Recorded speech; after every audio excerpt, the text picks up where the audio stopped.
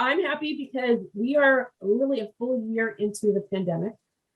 We are still in it, but we're like people are getting vaccinated. The world is opening up a little bit as countries are starting to close down. It's that back and forth. We just don't know how the year's going to be.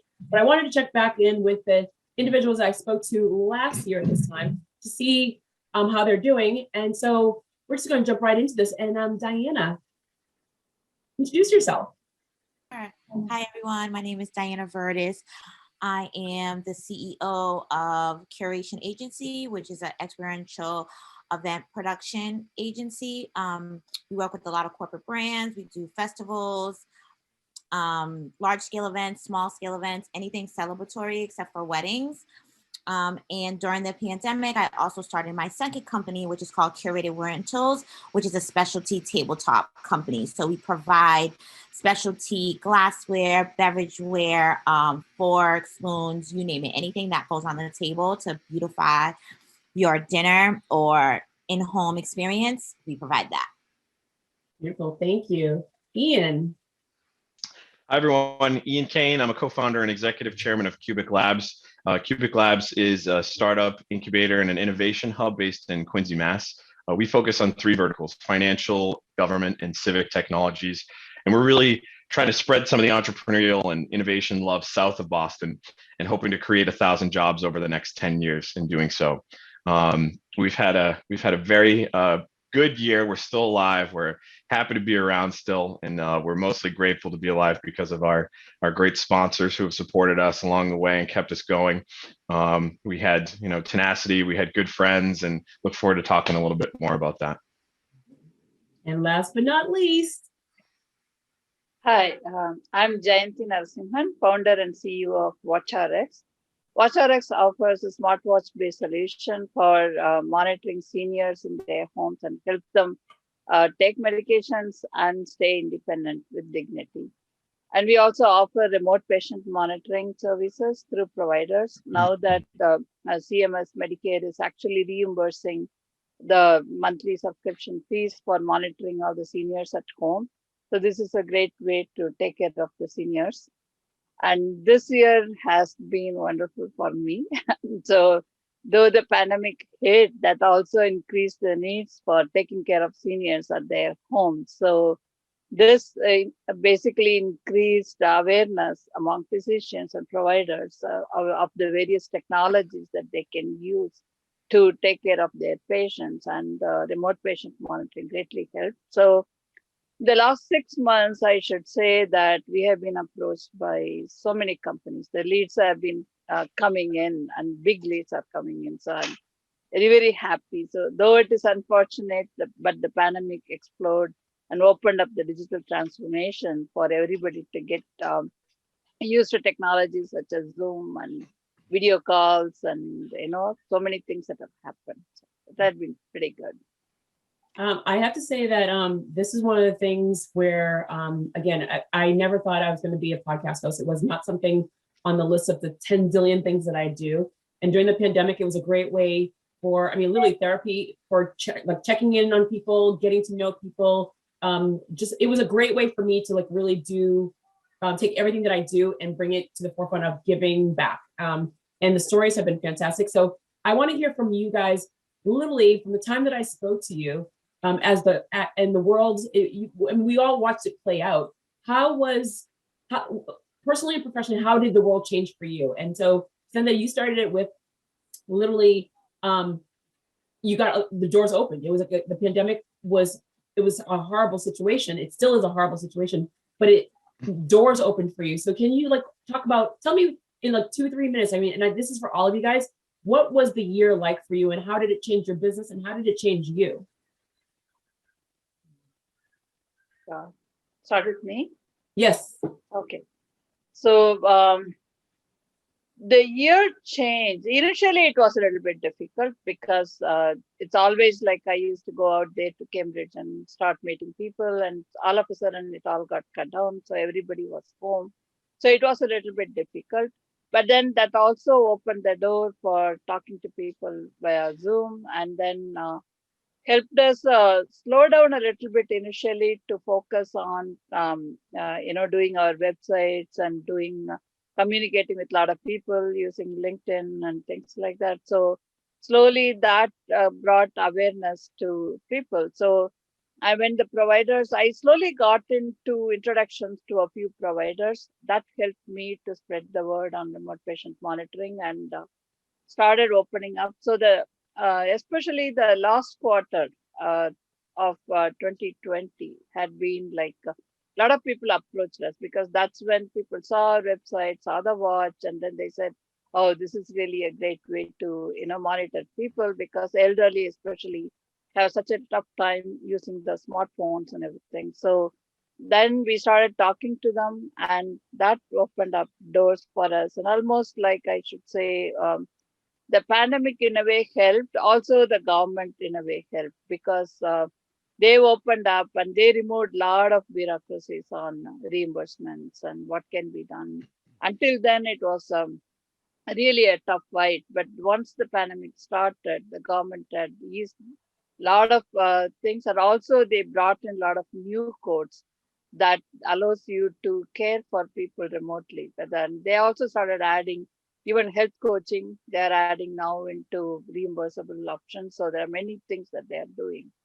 So that helped us quite a bit in terms of reducing the bureaucracies, working with the providers. Now the providers always had a barrier, right? So they said, "Oh, this is too much work for us." So now we were able to get to educate them, saying that no, it is not actually too much work. It's going to help you with a lot of these remote technologies. So that helped us quite a bit. As a follow-up question in regards to, we are seeing a lot of individuals that had their elderly that were in homes. And a lot of these homes got hit very badly with COVID, where a lot of people got COVID, a lot of people died. And families are rethinking the whole entire situation, like how am I taking care of grandma and grandpa? How am I taking care of mom and dad? And now I need them to either have them in their home or my home, an apartment, etc. But I'm overwhelmed because being a caretaker is not an easy task for anyone. I mean, I was a caretaker, so I totally know. I was a caretaker for my grandmother for 21 years. It is not an easy task at all for anyone. And so now they're looking at your technology, but they're looking at so many other technologies. So how do you see your industry changing? Because you mentioned Zoom at the beginning. As Zoom, I mean, even the founder of Zoom said, my product wasn't meant for the world. It was meant to exist. And my competition was like Skype and things like that, but the world started using it. And so when it started failing, they weren't prepared for it because they weren't prepared for everyone using it. So now a lot more people are looking for alternatives to take care of older family members. What does that do for you? What does that do for the industry overall? So a lot of people are definitely looking into, because the seniors are isolated even so, because previously, that there are outreach volunteers who would go and spend time with the seniors. Now that's not happening because of the pandemic. So even though a lot of family caregivers want to take care, want to have them at home, sometimes it's not practical for them. So from the caregiver's perspective, they want to have a way of being connected with their parents and have an ability to call them or see them whenever they want to. So video is a great way. So all the caregivers were looking for, can I use FaceTime? Can I use Zoom? Can I use Google Meet or whatever, that type of solution, whatever was existing. And also there are technologies that made easier for elderly instead of having to navigate on their computer or anything. So voice-based, voice activation. So those things came into existence. So they do. But I think it is still not a practical way to have the parents live in their own homes, because maybe the homes are not prepared being elderly friendly, right? So a lot of homes, actually, if I want to get my mom here right now, I can't. So my home is not prepared for that. So because of that, the various elderly parents will have to be in their own homes. But the caregivers are looking for more options to be able to see them and talk to them rather than just having a phone call before. So that's how it is opened up. But I think another thing is that even the senior homes are looking ways to improve rather than just, oh, okay, they are there and when they need, we'll go and help. Now they are proactively looking for the care part of it. So they are thinking, how do I arrange, video calls, talk to them more often? And there are other companies that have started that would actually help in doing the communications. So I was talking to one such company where they just allow for them to communicate with the elderly more easily, schedule calls for the caregivers, even the family caregivers, to talk to them more often. Or some companies offer services just to talk to them, to get them out of their loneliness. Beautiful. Thank you so very much. Ian, how was your year? I mean, again, you're number two saying the year was really good for you. What made the year good? Just from the time that I spoke to you to now, like, tell me, what did it look like? So I think it was a lot of focus, a lot of recentering. You realize, I'm sure everyone who's with us today, and especially you, Jody, how much you're on the road, how much you're out and about every night of the week.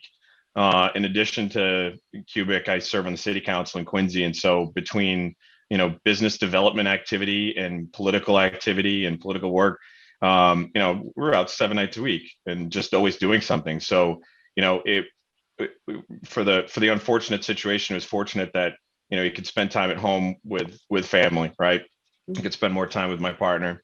We got a dog, things like that. You reconnected with neighbors that you might not have had a chance to connect with, or, you never thought you would because you're always busy. People's lives were out of control, and even before the pandemic, we were always talking about how I don't know how this is sustainable for anyone, just kind of go, go, go, go, go. So this was a slap in the face for a lot of people. But, in terms of Qubic, we stepped back and we watched many organizations out there. Everyone was trying to defend their existence, really, in terms of their offerings and whether whatever their business was. And so we were like, we're not going to put another online event schedule together. Let's step back and sort of refocus and see what we can do to differentiate ourselves. And so we had a group of companies ready to join us last March, and we stayed in touch with them when everything shut down, and we stayed in touch with our sponsors. We were fortunate in June to receive an unsolicited commitment from Castle Island Ventures, which is a venture capital fund focused on investing in public blockchains. And we said, why don't we put that aside so that we can figure out down the line how to put that to use for some of our either member or would-be member companies and attract more applicants. And we're actually using that now for a blockchain-focused startup competition, which I'll talk about in a second. But we were just like, we just have to generate more activity however we can. And so we were fortunate over the summer last year. We had a couple of good PR events. We had a couple of members of Congress. We had Stephen Lynch come and visit us with the mayor of Quincy and some of my council colleagues, and we talked about economic development in the region. We had then candidate for Senate Joe Kennedy and then Representative Joe Kennedy come to Qubic Labs on a jobs and justice tour. So we got a little press and some notoriety. Even Jody being on your show last year was a great boost for us because it gave some eyeballs to some folks that might not have normally seen us. And so we just kept going. And we, by September, we said, all right, let's start getting some people in this space. We've got 14,000 square feet of office space. And I think people were sick of, being home and sitting around the kitchen table. And so we got a few of our member companies to join us. By October, we started forming a partnership with the Boston Blockchain Association. And even before that, we had started working with Mass Tech Collaborative on trying to identify projects that we could deploy using blockchain, using municipalities, and trying to look at, Quincy and how we can advance that technology on behalf for the Commonwealth. And so then we started to have this little focus that developed on its own within the fintech vertical that we were building. And so it really, obviously, as I said before, it was just, we had to hustle. Like we had to justify our existence too. And, we've been fortunate to do so. And so now we've launched a startup competition in order to drive some more awareness about our offering. And it's called the Blockchain Showdown. We've got a pot of $20,000 that will be committed and will be dedicated directly towards winners of this competition. So it's a 3-round competition. We are asking for crypto or blockchain focused companies that have raised no more than $2 million and have been around for less than 5 years. to apply. The first 2 rounds are public voting rounds. So we're asking for 90-minute video pitches and 1-sentence value propositions and websites if you have them.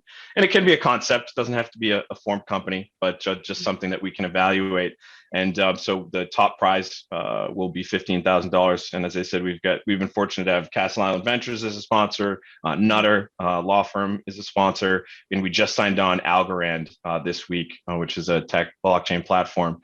And so we're excited. I mean, this is a big deal for us. So the applications are due April 2nd, and we've got a good slew of applicants already in, and we're looking to have some more by then.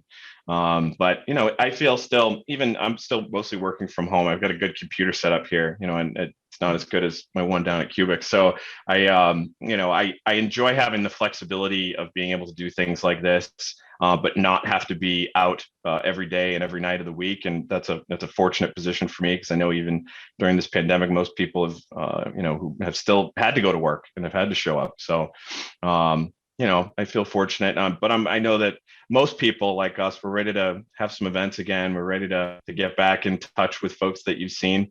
But the nice part has been over the past year is that you've really been able to kind of wean down priorities, right? And who's important and what's important in your life. And I'm thankful for that. I do love the fact that you said at the beginning where we were moving so fast, and this is like a slap in the face for a lot of us, where like I go, less is more. I mean, I love looking out my window and just seeing people riding bikes where I live in a very well-to-do town where kids were like, I want to ride 1 mile down the street, and mom and dad don't want to say like walk, but now they're like, walk, take your bike. And it's been really great. You're working in an area where people come in, and the connectivity of people forming connections, doing businesses, really like pitching whatever their products are, open space. You have this beautiful space. It was brand new open space. How does that work now? Because are we now going into that point where before all the walls are coming down, we're having open spaces, like we can actually like work together, and now are all the walls going to go back up? How do we get back into that space where entrepreneurs, investors, sponsors, anyone comes to your ecosystem? Like, I mean, any accelerator, any organization where you're bringing startups together, how do we get back to that point, and when do we get back to that point? Yeah, that's a great question. So John, my co-founder Qubic, and I are having that conversation right now because we're planning for 2022, and we're most likely going to be in a new space come the beginning of next year. And so we're trying to figure out how to do that breakdown right now. So I think there's a couple of things, right? There's people and their level of comfortability, and then there's safety protocols. And so there's got to be sort of a healthy mix of both. And so I think that, right now we have 9 member companies and 2 co-working companies, and probably 5 of them are using the space with varying levels of frequency. But we've got enough space that people have their own corners, which is good. And our space is largely open. So, actually just going back on something, the fortunate thing for us in the nonprofit model that we're operating is that our space is sponsored, right? So had that space not been sponsored and our overhead was, rent and things like that, then we would have been dead in the water. So, we're totally grateful to Fox Rock Properties, who's our real estate sponsor, for backing us that way. But I think, going forward, I think it'll be a mix of this, because we're working with folks, regionally, and we're working with folks. We've got a couple companies that are outside of the state. So obviously our regular interactions are through the screen. And so I think there's going to be a healthy mix of virtual and in person. And I don't know if events are going to be of the size that we were used to before, packing people in like sardines, and so I think we're sorry, I don't have a good answer on this one because we're kind of still trying to fashion this out. But I think the combination of the virtual, still having the ability to have a private office space, and then some space that can accommodate some of our larger organizations, that have 8-10 people, which is kind of like our max for our incubator space now. And then, I think it'll be, kind of partitioned. There's something that just popped up on ULI, and I've been looking at pictures and trying to figure out how to fashion this out right now. So it's a work in progress, but we'll get there. I'm excited to to kind of put this together, because I think that, again, people are getting excited to just have this physical environment back so that they can be back in touch with people. Love it. Okay. And then we have Diana. Yeah, so I mean, the past year has been very interesting. At the start of the pandemic, I panicked. I cried. I'm an event producer, so I'm used to large scale live events, people in the same room connecting with one another. And then it gets taken away from me. I just got so many emails like South by Southwest canceled. This is canceled. Boston Marathon's canceled. This is it. So like my livelihood was like canceled. I didn't know what to do. I've never been in this situation before. So honestly, for probably about a month, I definitely panicked. Like, what am I going to do? I had all these events. This was supposed to be our year, and now we don't. Now we're not getting phone calls, and everyone is panicking, and we're panicking as well. So I'm like, how do I reassure my clients? Like, okay, this is going to be okay. Maybe we could postpone it. We could reallocate some of the activations to other things, but then we couldn't because it lasted longer, and now we're here today.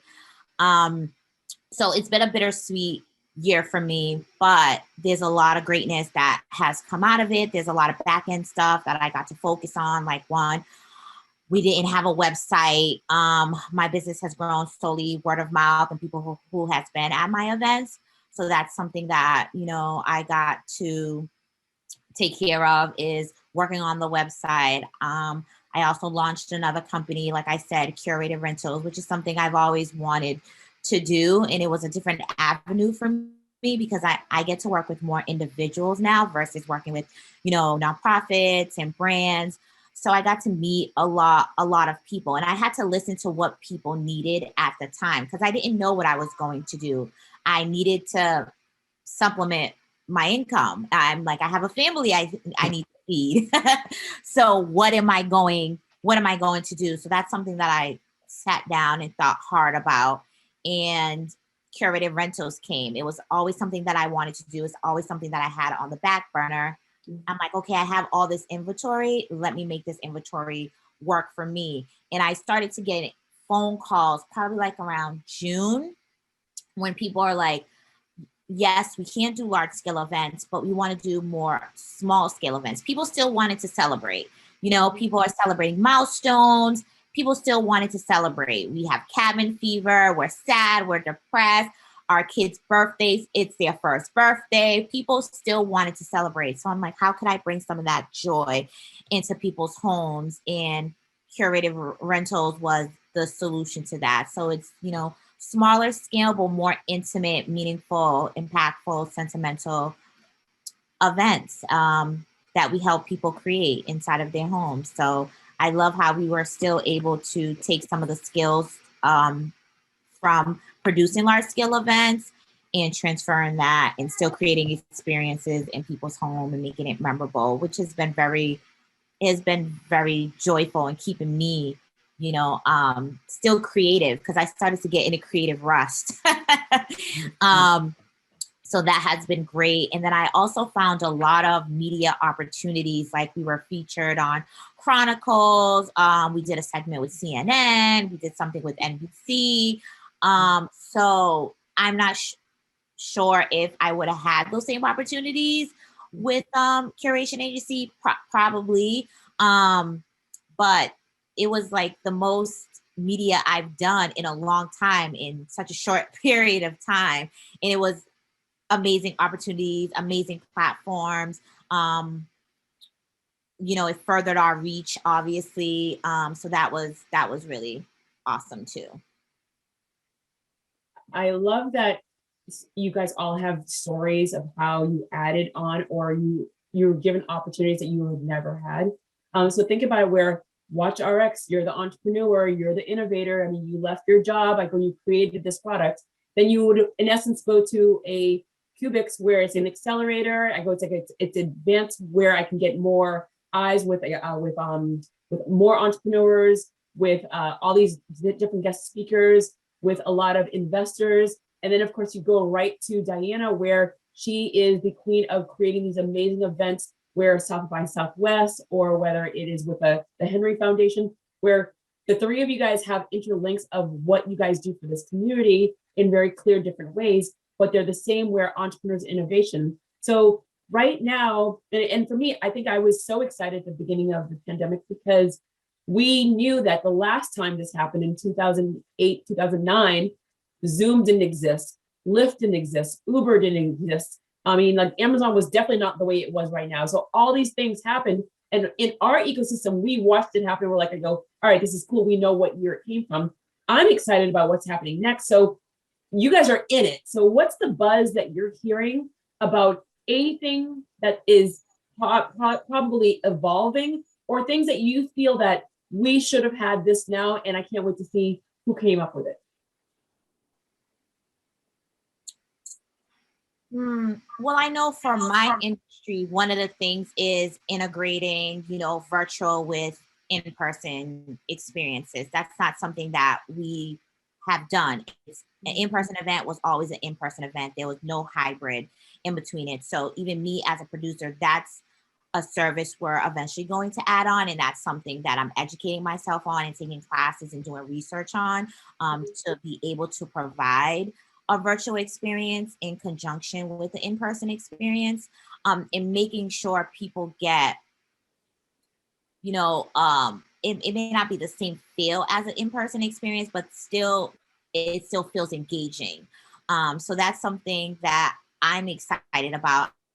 At first, I wasn't for it. I'm like, no, I'm not. I'm an in-person producer, and it's not the same online. Like, I like to meet people. I like to talk. I like to touch. I like to feel.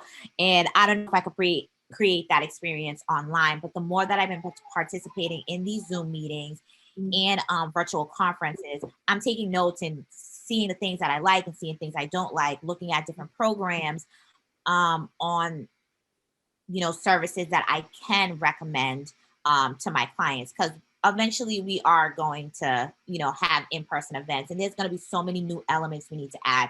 We're going to need to test people. We're going to need a whole team just for that with COVID, and just ensuring like, okay, we're making sure that everyone is safe, our sponsors, our team, our staff, everybody who's coming to the event, because we have to rebuild that trust into people that being outside is safe again. So that's something I'm interested to see, and I'm interested to learn like more about, to entrusting, the public's trust back into live events. Yeah, no, one of the things I think during pandemic, what everybody had looked into was the healthcare, like especially the consumers.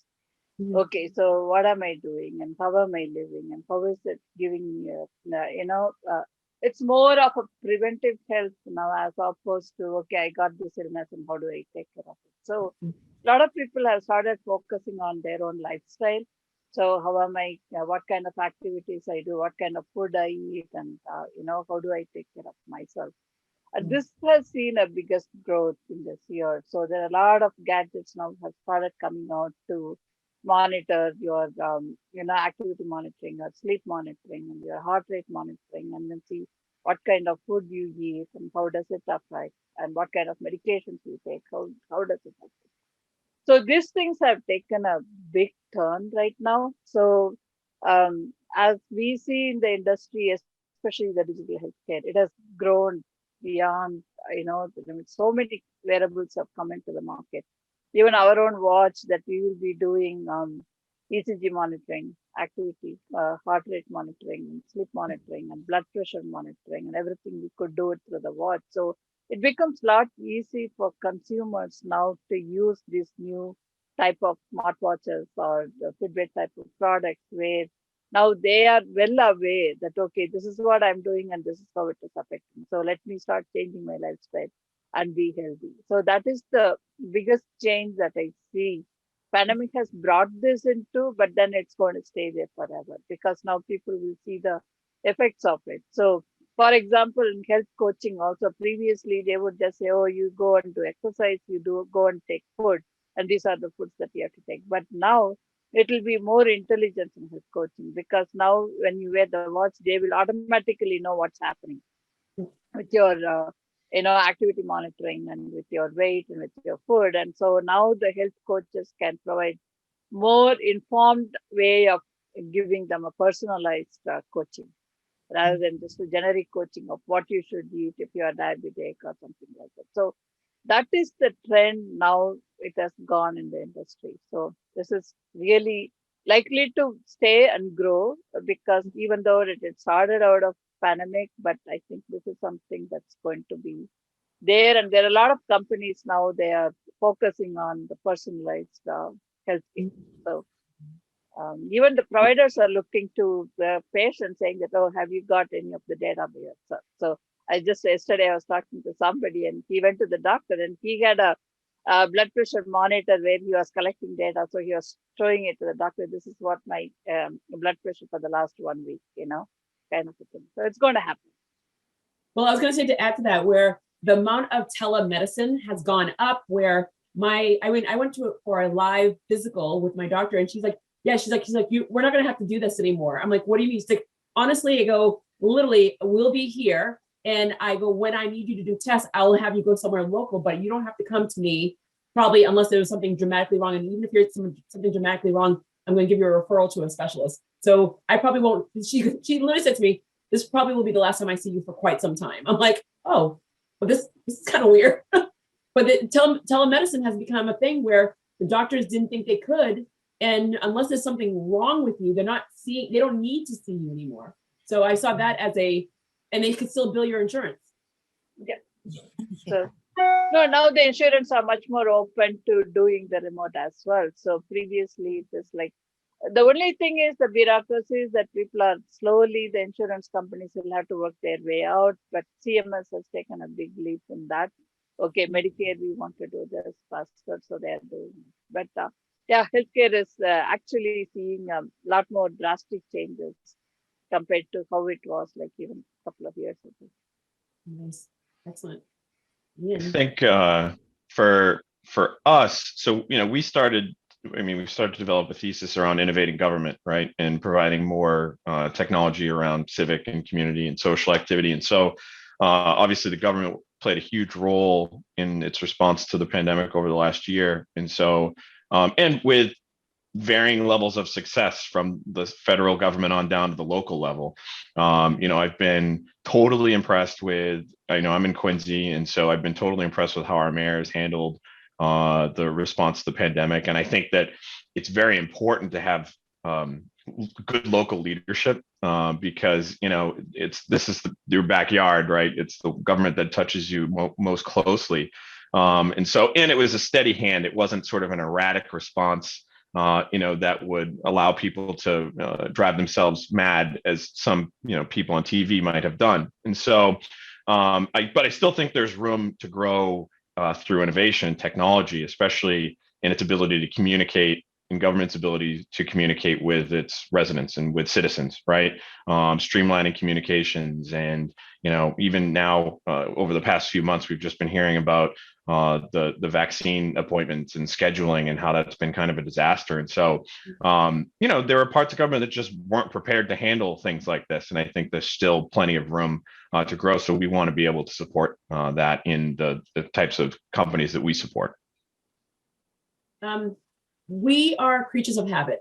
And because we are creatures of habit, everyone at the beginning was like, I'm not going to. I feel like it's the whole entire seatbelt, and seatbelts became the law. Or like, I'm not wearing a seatbelt. And I was one of those holdouts. I'm like, I'm not wearing a seatbelt until I have to. And the second that I was like going to be charged $100 for not wearing a seatbelt, that's when I started wearing a seatbelt, and it became a habit.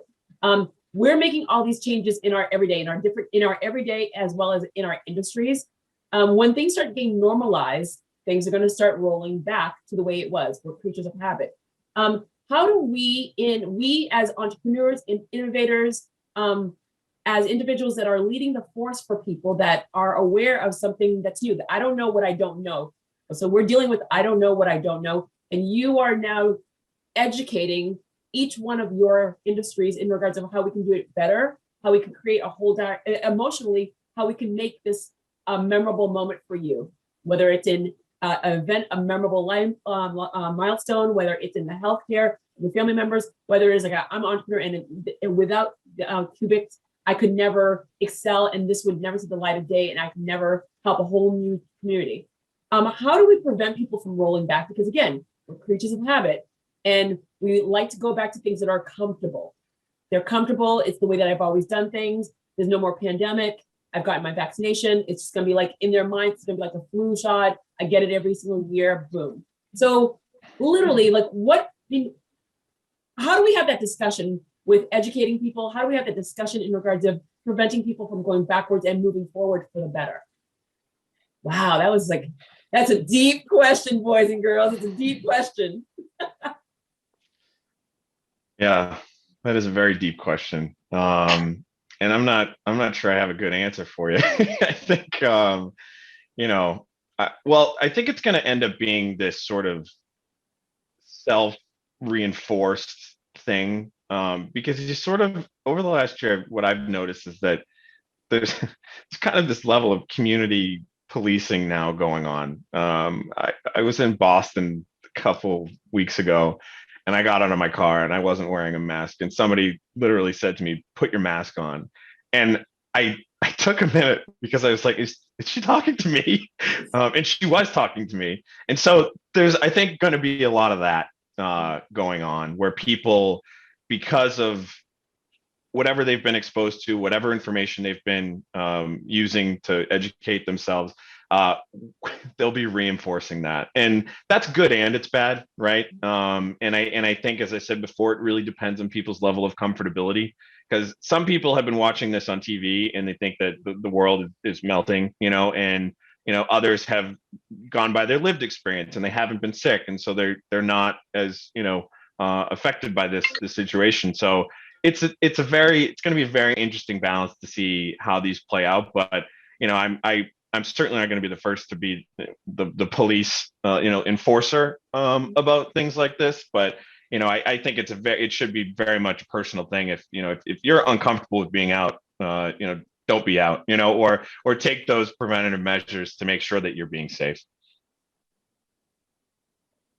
I think one of the things that actually happened during pandemic is people started to respect, and also in both the neighbors as well as the local community, and also their own family relations. So now people see how much it is important to be helping the neighborhood, helping the local community, as well as, they know the value of the relationship now more than ever. Mm-hmm. So only when they were not able to see the people when they want to see it at the right time, or when they saw that what they were missing, I think in our community especially, I think it's so much help has been provided to the seniors and people who are really, not doing well during this. And our school organized here great program to be able to distribute food to a lot of those people who couldn't afford and those kind of things. So that has created a lot of community awareness. And I think now more than ever, people have started to look into how do I help my neighbor? How do I help my community? So I think that is going to stay. And I'm hoping that it's not going to hold back or, go back to our own self saying that I'm too busy to, to take care of the community. So I'm hoping that trend, we should follow it through and then continue to grow. Yeah. Right. And I also think we don't want to revert to, being home. So like you said, there is a lot of COVID polices out there. They even call me the COVID police because I'm always sending articles. I'm like, guys, did you see this? And did you see that? And I think it also, like with a lot of our clients, that's one of the things we're always talking about, like ensuring like people are wearing their masks, making sure that they're safe. It's in the communication. We have to pound it. Like, signage, in all of our collateral, we're like, wear your mask. We're still practicing social distancing. Yes, we have a vaccine, but there's not enough data out there for us to know if we're 100% completely safe. So we still need to practice these safety measures so we don't go back to where we were before. Like outside is open, we want to keep it open. So let's follow the rules, because what I do affects you and what you do affects affects me. And I think people are starting to see that, and they're starting to feel that as well. So I think it's, just we all just need to look out for each other. Even me, I went to my daughter's appointment yesterday, and I walked in and I was like, I forgot my mask. I'm just like, how did I forget my mask? Like, this should just be like second nature to me now, but it's not, and I'm just like, oh my God, I can't even walk in the appointment. And then I had to have my partner walk in, and I'm just like, could you ask for a mask for me? Hopefully they have some masks in there. And it was just like a whole big thing. Like, why don't I have my mask? This should not be, an issue right now. We've been doing this for a year now. So yeah, so we all just gotta look out for one another, and hopefully see the numbers go down. I have to say, this is one of the things that I love about just bringing Diana and I were Haitian sensations. So, yes. And we met each other. We met each other. How? I can't remember how we met. Oh, through, was it Melissa who set up the meeting? Yes. Another friend, Melissa. I go and send out. I mentored you at Cambridge Innovation Center, and Ian, my mom, and Ian's mother-in-law are like literally like besties from when they were younger. I go, and years later, and that's how I know Ian. So it's like a small world that I bring people together. But I love these discussions because, I'm with you guys where the amount is, because like I'm a runner and I always have a mask with me. And the amount of times that I forget, I feel like it's supposed to be part of my face. So when I go out and people are staring at me and I'm like, what are they looking at? And I forget. And there are times where I'm in the house and I'm walking around and it takes me at least 5 or 10 minutes and I'm like, why the hell do I have this in my house? Like, why do I have to, because like, so it's either on or off. It's weird.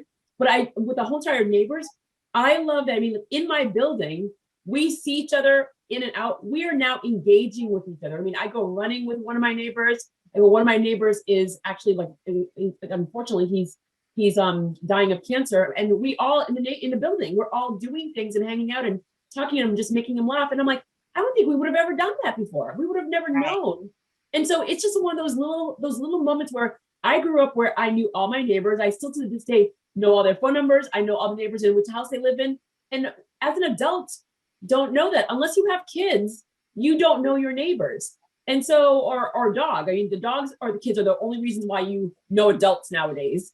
And so it's really been nice where we've been finding ways to meet up with each other in a different way. And I really, like you guys said, I really hope that doesn't go away. So, as I say, this is not the last conversation that we're going to have. So this is another way of just bringing a conversation and bringing things in the forefront, because of all the group conversations that I'm having, you guys brought up something so nice where the mask and not being aware. It's part of us, it's not part of us. Like it's there, it's not there. It's your opinion, but there are people out there that, and I've said this, the second the world opens, someone's going to come a little bit too close to you and you're going to forget. And that mindset of for a year, I had to be 6 feet apart, but that person's coming a little closer and you're going to be like, either this or you're going to snap. So it's going to be one or the other. Yeah. I go, Ian is like, shoveling the driveway for our neighbor or bringing soup. It's just those little things that mean so much to so many of us that I just love that we're talking about it out loud. We're talking about it out loud so that way people can hear about it. So again, this is not our last conversation, but we end all conversations with this, my favorite, because entrepreneurs, innovators, we don't ask enough, and we should ask of the world, because if the universe doesn't hear you, you cannot, the universe can't help you. So this is me working together with the universe. And let's see, we'll start with Ian. We'll start with our dude first. Thank you. Wow. Geez. Reverse chivalry. Jeez. We'll give it to you since it's three of us. Brave new world we are. Jeez. All right. No, so everyone knows what we're asking. If you had a personal ask and a professional ask, what would be your personal ask and what would be your professional ask, which is the question I will always ask at the end. So some people might be prepared, some people might not, but your ask, if you were prepared yesterday, your ask today may be different. So this is why it always will change. So starting with you, my friend. Okay. Thanks, Jody. My professional ask is to tell your friends about the Blockchain Showdown. Do you know anyone starting a blockchain business? Please send them our way. We'd love to have them compete. They can potentially win $15,000 of unrestricted cash, which is a good deal. And my personal ask is When you walk down the street, I know you might have a mask on, but say hi to someone. Or smile if you can. I love the smiling because your eyes can smile and people Your forget eyes can that. tell. Yeah, be friendly. Who wants to go next? So yeah, okay, I'll go. My professional ask is that I actually wanted to get into more providers. So that's with whom I'm working now. So anybody who knows Providers Network, they take care of the seniors, the geriatric patients. That please refer to them to WatchRx. So Jodi, you know our product so well. So basically, that how we help seniors. It's a little different than what everybody else is doing. So we want to. Our product is designed for seniors, and we want to take care of them. So that's our primary thing. So any providers who take care of geriatric patients, please refer to us. Personal askers that I have benefited from a lot of mentoring. When I started the company, though I have been in big companies, work and all that, but starting a company is totally different. So I have benefited from a lot of mentors in and around how to do X, Y, Z. So now I'll be happy to mentor somebody who is just going to start. So if anybody that is looking for some help and they're starting the company, you can refer them to me and I can help them whatever I can. So. Beautiful. Right, my turn. My professional ask is to follow curated_rentals on all social media platforms, Facebook, Instagram, Twitter. And if you know anybody who's having a celebratory event, because outside is open, people are doing weddings, backyard parties, we are here. And my personal ask is to reach out to a friend that you haven't heard from in a while during the pandemic and just give them a shout out. Hey, how you doing? How's everything? And see if they're okay. Easy peasy. I love it. It's easy peasy. We come together, we talk. Jodi gets her guilty pleasure of checking in on everyone, see how everyone is doing. And I love that you guys are, I do really love that everyone is finding ways to succeed, because as small businesses, as entrepreneurs, as innovators, we didn't work this hard to fail. We didn't work this hard to fail. And so I love that we're finding different ways, but also this is another way where you're meeting, I'm introducing you to people that you probably would have never met.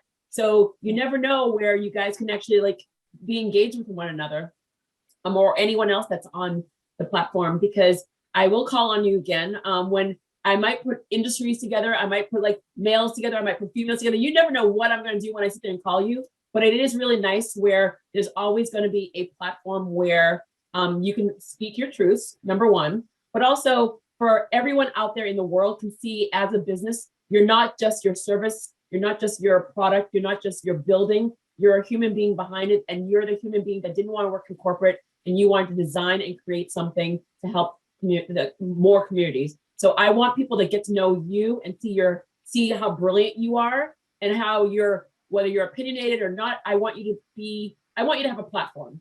And it's a platform where it's not just 7 seconds on the news, which I used to, full disclosure, I worked in the media, but I also know when I had a package, I interviewed you for an hour, but I only used 7 seconds. So I want to give you the opportunity to have a longer time to talk so we can hear you, we can get to know you. And now I'm more interested in your company, your product, your service, because I know who you are through this way. So thank you, as always, for being here. I really appreciate it. And definitely until next time, I can't wait to sit in and talk to you guys. Thanks, Jodi. Thank you so much, All right, Jodi. thanks, Jodi. Nice meeting you all.